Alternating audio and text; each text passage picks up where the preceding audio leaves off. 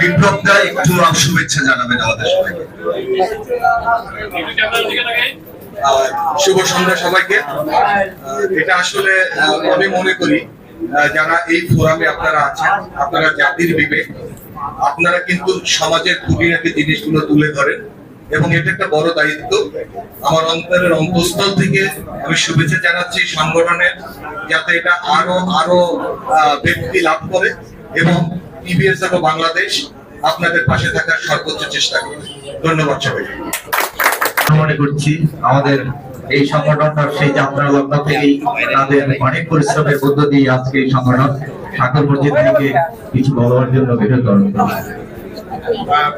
আমি এখানে এসে নিজেকে খুব অপরিচিত মনে হচ্ছে। আমি শুরু করি, আমি সর্বশেষ কাজ যখন করি এখনো আমার নামের আগে লেখা হতো তরুণ নির্মাতা। তো আমি এরপরে আর কাজ করি নাই। 2004-এর সর্বশেষ কাজ ছিল। আমি এখনো তরুণ নির্মাতাদের দলে আছি, আমার কাজ হয় নাই। এর মধ্যে বাংলাদেশে সৃজনশীল নির্মাতার জন্ম হয়েছে। আমরা যখন কাজ করি তখন 10, 15, 20 জন পরিচালক ছিলেন। এখন 500-র অধিক তালিকাভুক্ত নির্মাতা আছে। আপনারা প্রত্যেকেই সৃষ্টিশীল মানুষ, প্রত্যেকেই নতুন নতুন করে সৃষ্টি করছেন। এখন আমাদের চিন্তা করতে হবে যে আসলে বিশ্ববাজারের সাথে প্রতিযোগিতা করে আমাদের কাজগুলো করতে হবে। সেই আহ্বান আমি নতুন তরুণ প্রজন্মের নির্মাতাদের কাছে আশা করি। ধন্যবাদ। কিন্তু সবার জন্য শুভেচ্ছা রইল। ভালোভাবে তৈরি করুন, ফিল্ম তৈরি করুন, বাংলাদেশ আরো উন্নতি করুক আমাদের এই চলচ্চিত্র এবং মিডিয়াতে। এটাই আমি কামনা করি। সবাইকে ধন্যবাদ। ডাক্তার সাবরিনার গল্প সাবরিনার জীবনের গল্প না।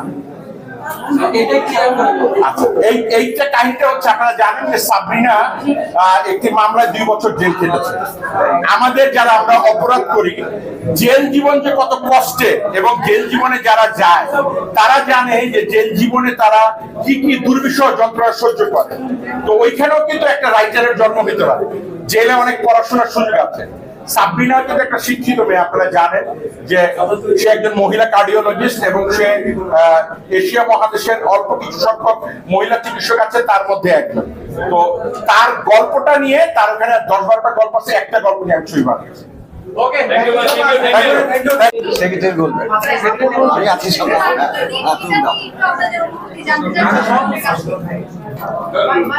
আজকের অনুভূতি ভাষায় প্রকাশ করার মতো না। যতটা আমরা প্রত্যাশা করেছি, প্রত্যাশার চেয়ে আমাদের আজকের এই 22তম প্রতিষ্ঠাবার্ষিকী প্রত্যাশার চেয়ে অনেক বেশি আমরা সাড়া পেয়েছি।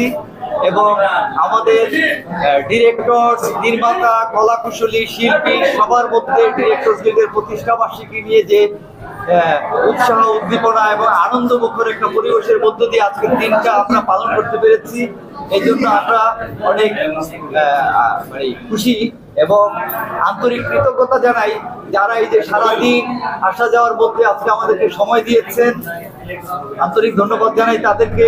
এবং আপনারা যারা গণমাধ্যম কর্মী, আপনারা সবাই এই যে সারাদিন এই গরমের মধ্যে আমাদের সাথে সর্বাক্ষণিক ছিলেন, এইভাবে পাশে থাকার ভবিষ্যতে প্রত্যাশা করছি।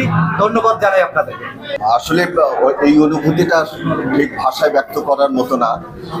আমরা তো নির্মাতারা আসলে ব্যস্ত থাকি, কাজের মধ্যে থাকি, ছড়িয়ে ছিটিয়ে কাজ করি সারা বছর। আমাদের একত্র হওয়ার সুযোগটা ঘটে না।